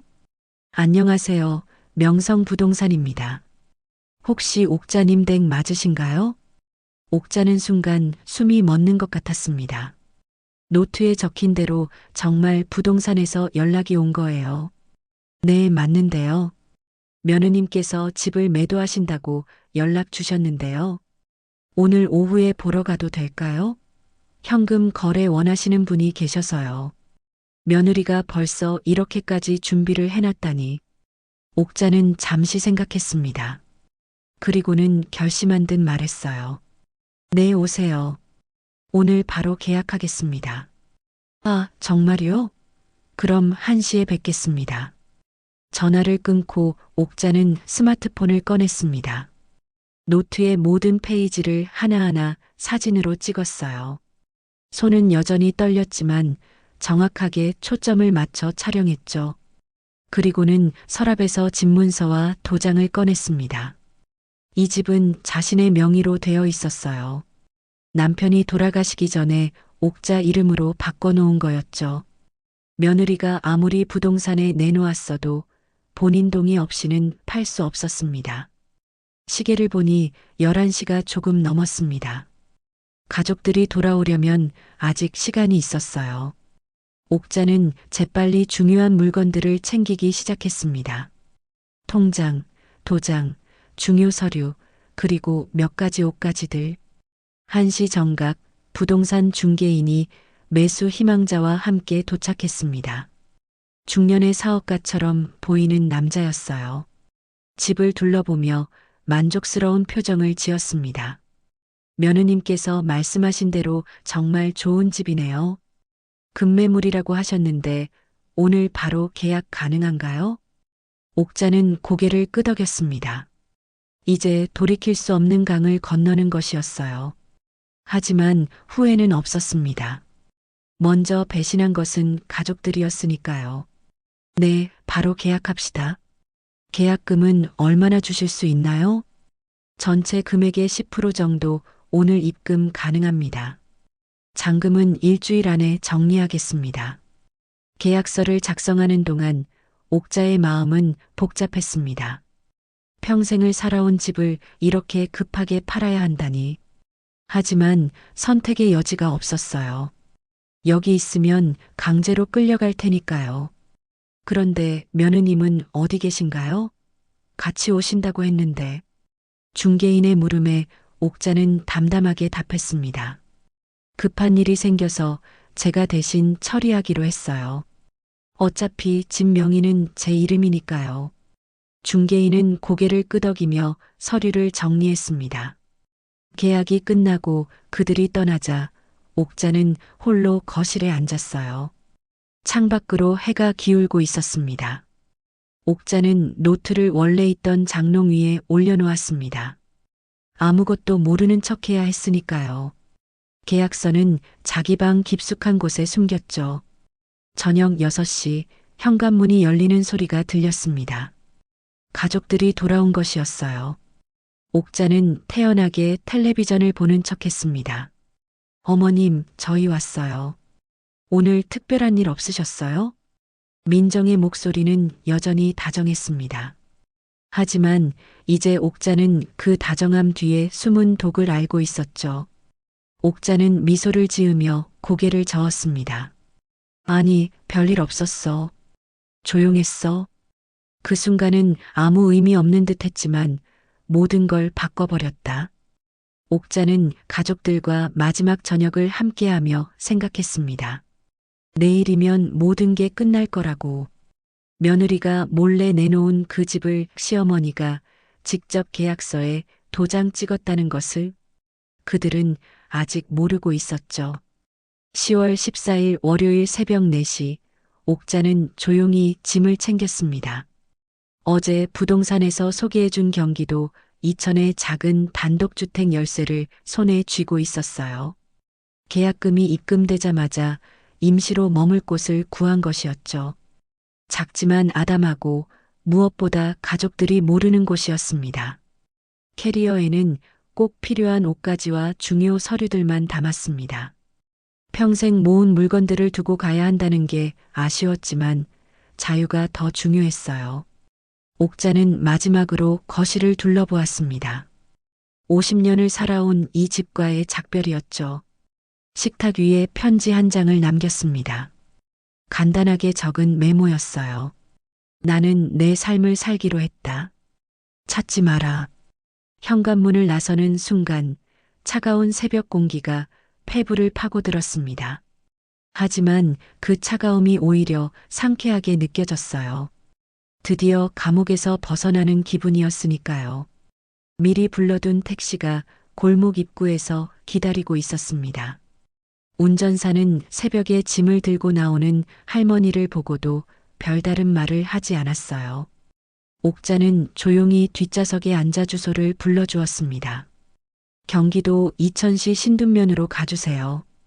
택시가 출발하자 옥자는 뒤를 돌아보지 않았습니다. 그날의 따뜻한 포옹이 마지막 위로가 될 줄은 몰랐다. 하지만 이제는 그 포옹조차도 거짓이었다는 걸 알았죠. 진정한 위로는 자기 자신에게서 찾아야 했습니다. 1시간 반쯤 달렸을까요? 택시는 조용한 시골 마을에 도착했습니다. 아직 동이 트지 않은 어둠 속에서도 집의 윤곽이 보였어요. 빨간 지붕의 작은 단독주택이었습니다. 마당에는 감나무 한 그루가 서 있었고 낮은 담장이 집을 둘러싸고 있었죠. 여기에요. 감사합니다.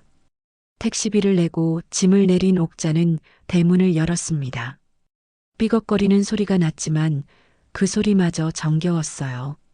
현관문을 열고 들어가니 전 주인이 깨끗하게 청소해 놓은 거실이 보였습니다. 집은 작았지만 혼자 살기엔 충분했습니다. 방 2개, 작은 부엌, 그리고 마루가 있는 거실. 옥자는 짐을 내려놓고 방문을 하나씩 열어보았어요. 동쪽 방에는 아침 햇살이 들어올 것 같았고 서쪽 방은 오후에 따뜻할 것 같았습니다. 부엌으로 가서 수도를 틀어보니 맑은 물이 콸콸 쏟아졌습니다. 가스레인지도 잘 작동했고 냉장고도 멀쩡했어요. 옥자는 안도의 한숨을 내쉬었습니다. 새로운 삶을 시작하기에 부족함이 없었으니까요. 해가 떠오르기 시작했습니다. 마당으로 나가보니 작은 텃밭도 있었어요. 배추 몇 포기와 무, 파가 심어져 있었죠. 전 주인이 가꾸던 것을 그대로 둔 모양이었습니다. 옥자는 무릎을 꿇고 흙을 만져보았어요. 촉촉하고 부드러운 흙이었습니다. 여기서 새로 시작하는 거야. 옥자는 스스로에게 말하듯 중얼거렸습니다. 81년 인생에서 가장 큰 모험이 시작된 것이었어요. 가족 없이, 친구 없이 홀로 시작하는 새 삶.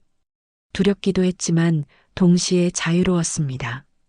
오전 9시쯤 스마트폰이 울리기 시작했습니다. 화면을 보니 민정이었어요. 아마 빈 방과 편지를 발견했겠죠. 옥자는 전화를 받지 않았습니다. 곧이어 지훈에게서도 전화가 왔지만 역시 받지 않았어요. 문자 메시지가 쏟아지기 시작했습니다. 어머님 어디 계세요? 걱정돼요. 제발 연락 주세요. 엄마 무슨 일이야? 왜 이러시는 거야? 할머니 다들 걱정하고 있어요. 집에 돌아와 주세요. 옥자는 메시지를 읽고는 스마트폰을 꺼버렸습니다. 이제 그들의 걱정은 진짜가 아니라는 걸 알았으니까요. 단지 자신들의 계획이 틀어진 것에 대한 당황일 뿐이었죠. 점심때가 되어 마을을 둘러보러 나갔습니다. 작은 구멍가게가 하나 있었고 버스 정류장도 보였어요. 필요한 것들을 사기엔 충분했습니다. 구멍가게 주인 할머니가 반갑게 인사를 건넸어요. 새로 이사 오셨나 봐요? 빨간 지붕집에? 네, 오늘 왔어요. 혼자 사시려고요? 네, 그렇게 됐네요. 구멍가게 할머니는 더 묻지 않았습니다. 시골 사람들의 특유의 배려였죠. 옥자는 라면 몇 개와 달걀, 두부를 샀어요. 당분간 먹을 것들이었습니다. 집으로 돌아와 점심을 해먹고 있는데 마당에서 소리가 들렸습니다. 나가보니 낯익은 모습이 담장 위에 앉아 있었어요. 바로 그 얼룩 고양이였습니다. 너 어떻게 여기까지 왔니? 고양이는 야옹하고 울며 마당으로 뛰어내렸습니다. 그리고는 옥자의 다리에 몸을 비비기 시작했어요. 마치 오래전부터 알고 지낸 사이처럼 자연스러웠죠. 옥자는 고양이를 안아 올렸습니다. 따뜻하고 부드러운 털이 손끝에 닿았어요. 고양이는 그르릉거리며 편안해하는 듯 했습니다. 너도 집이 없었구나. 그래, 같이 살자. 옥자는 고양이를 집 안으로 데려갔습니다. 그리고 접시에 참치캔을 따서 주었어요. 고양이는 맛있게 먹기 시작했죠. 그 모습을 보니 마음이 따뜻해졌습니다. 이제 혼자가 아니었으니까요. 오후가 되자 다시 전화가 오기 시작했습니다. 이번엔 모르는 번호였어요. 받아보니 부동산이었습니다. 어르신, 잔금 처리 일정 확인차 연락드렸습니다.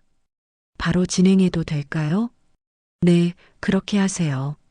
제가 직접 가겠습니다. 아, 그리고 며느님께서 연락이 왔던데요. 집 매매 건으로 많이 놀라신 것 같더라고요. 옥자는 씁쓸하게 웃었습니다. 놀랐겠죠. 자신들이 몰래 내놓은 집이 정작 시어머니 손으로 팔렸으니까요. 그냥 제가 결정한 일이라고 전해주세요. 저녁이 되어 해가 지기 시작했습니다. 붉은 노을이 서쪽 하늘을 물들였어요. 옥자는 마루에 앉아 노을을 바라보았습니다. 고양이는 무릎 위에 올라와 잠을 자고 있었죠. 스마트폰을 다시 켜보니 부재중 전화가 수십 통이었습니다. 문자도 계속 쌓여 있었어요. 하지만 옥자는 하나도 확인하지 않고 다시 꺼버렸습니다. 이제 그들과의 연은 끝났으니까요. 밤이 깊어가자 고요함이 집을 감쌌습니다.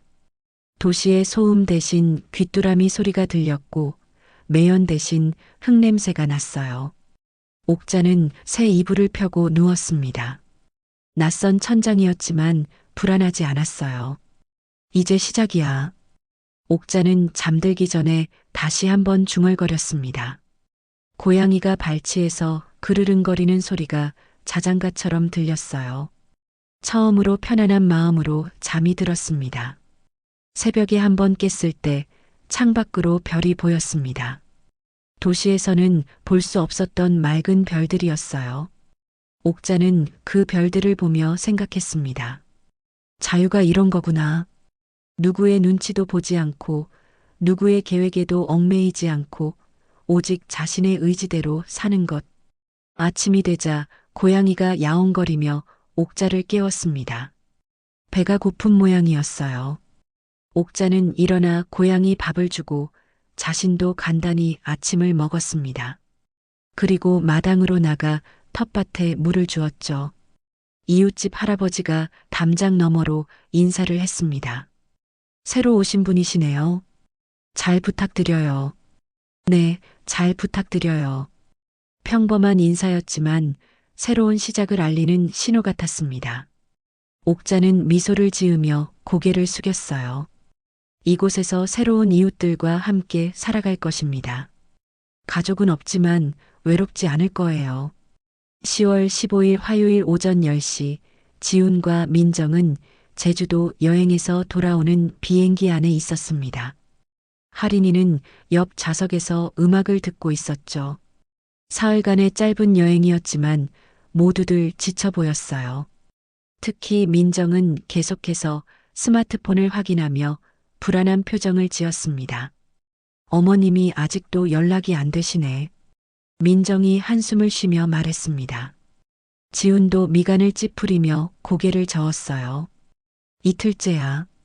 도대체 어디 가신 거지? 그들은 10월 14일 아침에 어머니가 사라진 것을 발견했습니다.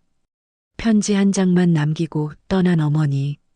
처음엔 잠시 나갔다가 돌아올 거라 생각했지만 이틀이 지나도록 소식이 없었죠.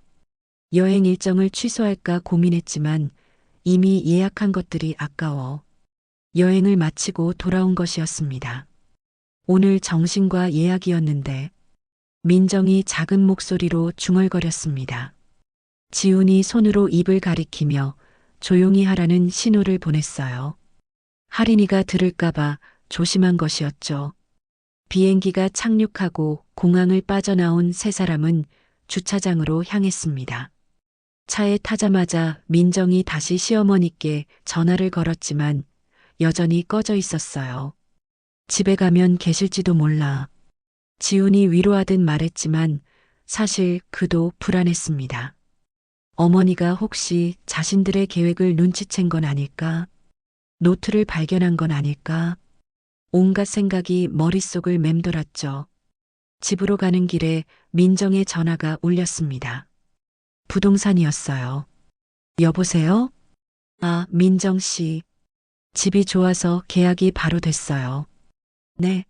그게 무슨 소리세요? 계약이요? 민정의 얼굴이 순간 하얗게 질렸습니다. 손에서 스마트폰이 미끄러질 뻔했어요. 어머님이 계약하셨다고요? 네, 13일에 직접 오셔서 계약하셨어요. 계약금도 받으셨고요. 오늘 잔금 일정 잡으려고 연락드린 거예요. 민정은 말을 잇지 못했습니다. 옆에서 듣고 있던 지훈도 충격에 빠진 표정이었죠. 어머니가 집을 팔았다니. 그것도 자신들 몰래. 저희가 지금 집에 가는 중인데요. 다시 연락드릴게요. 전화를 끊은 민정은 남편을 바라보았습니다. 두 사람의 눈빛에는 당황과 분노가 뒤섞여 있었어요. 어떻게 이럴 수가 있어? 우리가 내놓은 매물을 어머님이 일단 집에 가서 확인해 보자. 차가 집 앞에 도착했을 때는 오후 1시가 넘어 있었습니다. 현관문 앞에서 지훈이 비밀번호를 눌렀지만 문이 열리지 않았어요. 삐 하는 오류음만 울렸죠. 비밀번호가 안 맞아. 지훈이 다시 한번 눌러봤지만 역시 열리지 않았습니다. 민정이 대신 시도해봤지만 마찬가지였어요. 그때 옆집 아주머니가 나와서 그들을 보더니 말했습니다. 어제 이사 오신 분들이 비밀번호 바꾸셨어요. 새 주인분들이요. 세 사람은 충격에 입을 다물지 못했습니다. 새 주인이라니. 정말로 집이 팔린 것이었어요. 새 주인이요? 언제요? 어제 오후에 이사 오셨어요. 젊은 부부던데요. 지우는 주먹을 꽉 쥐었습니다. 분노가 치밀어 올랐지만 이웃 앞에서 감정을 드러낼 수는 없었죠. 민정도 억지로 미소를 지으며 고개를 숙였습니다. 아, 그렇군요. 감사합니다. 세 사람은 멍한 표정으로 차로 돌아왔습니다. 집 앞에 서서 서로를 바라볼 뿐 아무도 먼저 말을 꺼내지 못했어요. 평생 살던 집이 하루아침에 남의 집이 되어버린 것입니다. 엄마, 아빠, 이제 어떻게 해요? 할인이가 불안한 목소리로 물었습니다. 부모님의 표정이 심상치 않다는 걸 느낀 것 같았어요. 일단 할머니를 찾아야 해. 지훈이 스마트폰을 꺼내 어머니께 다시 전화를 걸었습니다. 이번엔 신호가 갔어요. 하지만 받지 않았죠. 계속 신호만 울리다가 음성 사서함으로 넘어갔습니다. 민정은 부동산에 다시 전화를 걸었습니다. 어머니가 어디로 갔는지 알아야 했으니까요. 어머님이 어디 계신지 혹시 아세요? 글쎄요. 연락처만 남기고 가셨는데요. 경기도 쪽이라고만 하셨어요. 경기도. 그 넓은 곳에서 어떻게 찾는단 말인가. 민정은 절망감에 휩싸였습니다. 차에 앉은 세 사람은 한동안 말이 없었습니다. 각자 머릿속으로 상황을 정리하려 애쓰고 있었죠. 그들의 완벽했던 계획이 이렇게 무너질 줄은 꿈에도 몰랐습니다. 노트를 발견하신 걸까? 민정이 조심스럽게 입을 열었습니다. 지훈이 고개를 끄덕였어요. 아마 그런 것 같아. 아니면 이렇게 갑자기 떠나실 이유가 없지. 어떻게 하지? 집도 없고 어머님도 안 계시고. 그때 지훈의 전화가 울렸습니다. 모르는 번호였어요. 혹시 어머니일까 싶어 급히 받았습니다. 여보세요? 지훈 씨죠? 저는 법무법인 한빛의 김 변호사입니다. 어머님 옥자 씨께서 의뢰하신 건으로 연락드렸습니다. 지훈의 표정이 굳어졌습니다. 변호사라니. 어머니가 무슨 일을 꾸미고 있는 걸까요? 무슨 일이신가요? 어머님께서 가족 간 재산 문제와 관련해 법적 조치를 준비 중이십니다. 그리고 접근 금지 명령도 신청하셨고요. 접근 금지 명령. 그 말에 지우는 할 말을 잃었습니다. 어머니가 자신들을 완전히 차단하려는 것이었어요. 그리고 어머님께서 증거 자료를 제출하셨는데 상당히 심각한 내용들이 있더군요. 노인 학대와 재산 갈취 시도에 관한 것들이요. 변호사의 목소리는 차가웠습니다. 지우는 떨리는 목소리로 물었어요. 그게 무슨 말씀이신지. 자세한 내용은 법정에서 다루게 될 것 같습니다.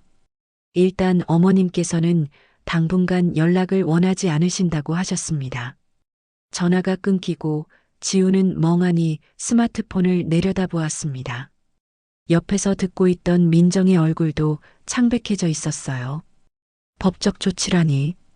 우리가 범죄자가 된 거야? 일단 집에, 아니 어디라도 가서 대책을 세워야 해. 하지만 갈 곳이 없었습니다. 집은 이미 남의 것이 되었고 당장 머물 곳도 없었어요. 결국 근처 모텔에 방을 잡을 수밖에 없었습니다. 모텔 방에서 세 사람은 각자의 짐을 내려놓고 침대에 앉았습니다. 텔레비전에서는 뉴스가 흘러나왔지만 아무도 관심을 두지 않았죠. 그 순간이었습니다. 민정의 스마트폰으로 메시지가 왔어요. 시어머니였습니다. 너희가 나를 무너뜨리려 했지만 결국 무너진 건 너희다. 내가 평생 바보로 살 줄 알았냐. 이제 각자의 길을 가자. 메시지를 읽은 민정은 스마트폰을 떨어뜨릴 뻔했습니다. 시어머니가 모든 걸 알고 있었어요. 그들의 계획, 음모 모든 것을. 밤이 깊어가는 모텔방에서 세 사람은 서로를 바라보며 앉아 있었습니다. 앞으로 어떻게 해야 할지, 어디서부터 시작해야 할지 막막하기만 했죠. 그날의 눈물이 영원한 이별의 전조였다는 걸 몰랐다.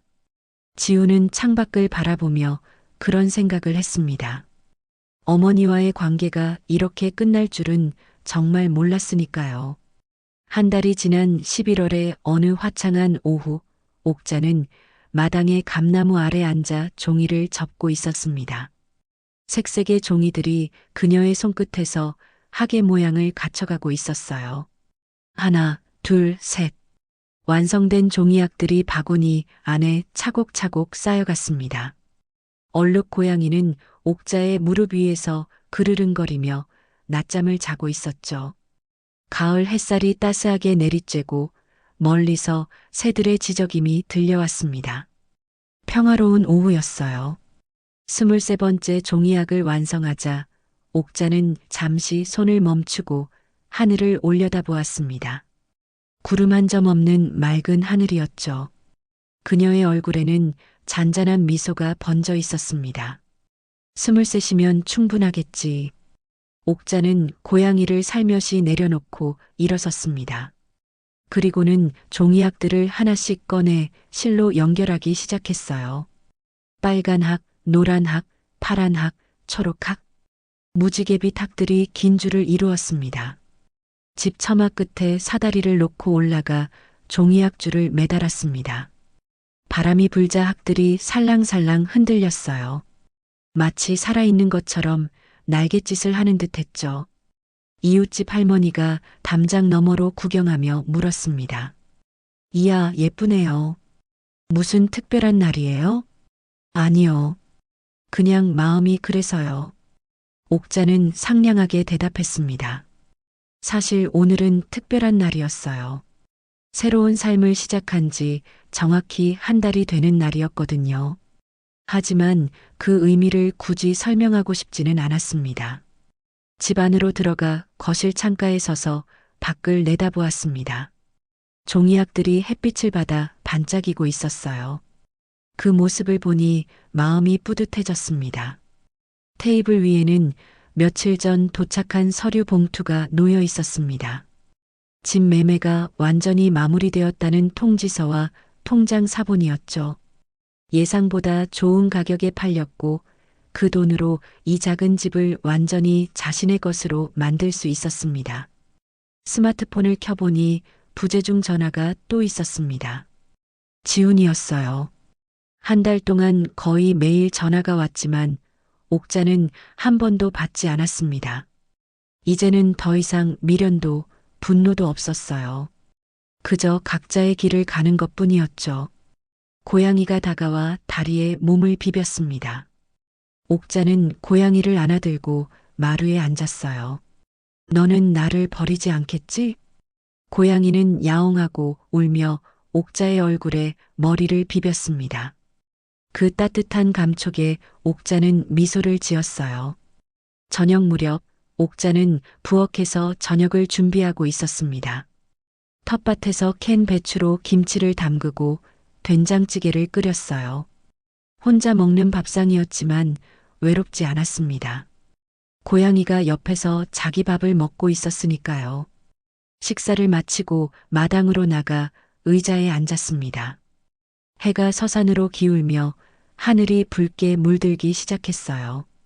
종이약들도 노을빛을 받아 황금색으로 빛났습니다. 문득 과거의 일들이 떠올랐습니다. 가족들과 함께했던 추석, 며느리가 건넸던 그 노란 알약들, 장롱 위에서 떨어진 노트, 모든 게 꿈같이 느껴졌어요. 정말 그런 일들이 있었던 걸까? 아니면 악몽이었을까? 하지만 지금 이 순간은 분명 현실이었습니다. 자신이 선택한 삶, 자신이 만들어가는 일상. 누구의 간섭도 없이 누구의 계획에도 휘둘리지 않는 자유로운 삶이었죠. 옥자는 조용히 말했습니다. 고양이에게 들려주듯 아니면 자신에게 하는 독백처럼. 옛날 어느 마을에 지혜로운 노인이 있었대. 사람들이 그에게 물었지. 어떻게 하면 행복하게 살 수 있냐고. 그러자 노인이 대답했어. 남이 던진 돌로 다리를 놓는 사람은 지혜롭고 그 돌에 걸려 넘어지는 사람은 어리석다고. 고양이가 고개를 들어 옥자를 바라보았습니다. 마치 이야기를 듣고 있는 것처럼. 너희가 나를 무너뜨리려 던진 그 말과 행동이 결국 내 새 삶의 다리가 되었구나. 옥자는 하늘을 올려다보았습니다. 첫 별이 반짝이기 시작했어요. 그 별을 보며 소원을 빌었습니다. 앞으로도 이렇게 평화롭게 살 수 있기를, 자유롭고 당당하게 살 수 있기를. 밤이 깊어가자 옥자는 집 안으로 들어갔습니다. 거실 벽에는 새로 걸어둔 액자가 있었어요. 젊은 시절 남편과 찍은 사진이었죠.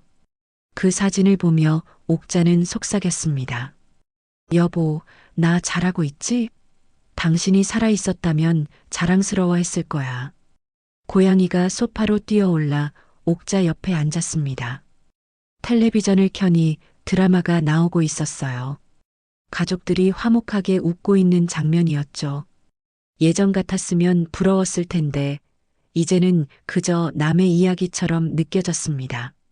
10시가 되자 옥자는 일기장을 꺼냈습니다. 오늘 있었던 일들을 차분히 적어 내려갔어요. 오늘 종이약 23개를 만들어 처마에 걸었다. 바람에 흔들리는 모습이 참 예쁘다. 고양이가 점점 살이 오르고 있다. 내일은 병원에 데려가야겠다. 텃밭에 배추가 잘 자라고 있다. 김장을 더 담가야 할 것 같다. 일기를 쓰다가 잠시 멈췄습니다. 그리고 한 줄을 더 적었어요. 나는 행복하다. 진짜로. 일기장을 덮고 침실로 향했습니다.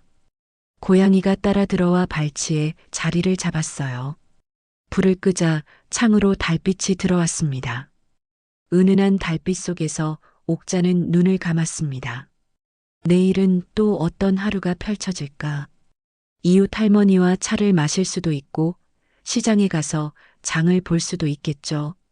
아니면 그냥 마당에 앉아 햇볕을 쬐며 책을 읽을 수도 있고요. 무엇을 하든 자신의 선택이었습니다.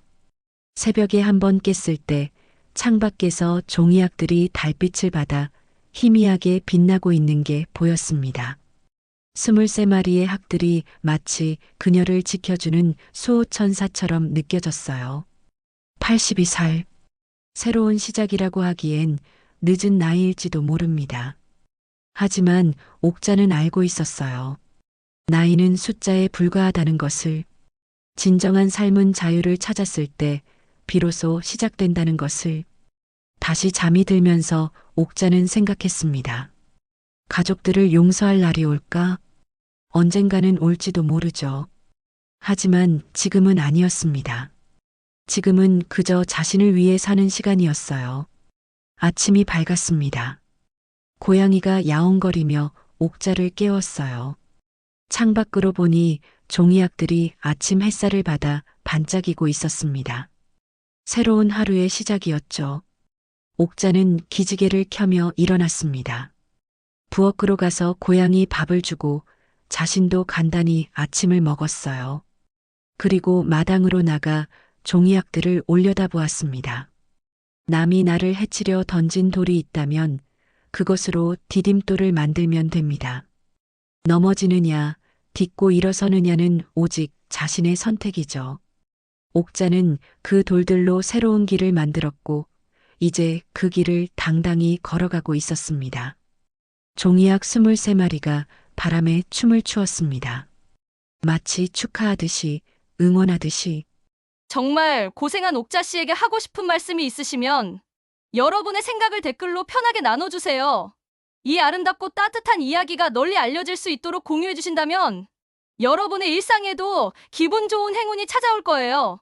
여러분과 함께한 오늘의 삶의 조각 여기서 마무리하겠습니다.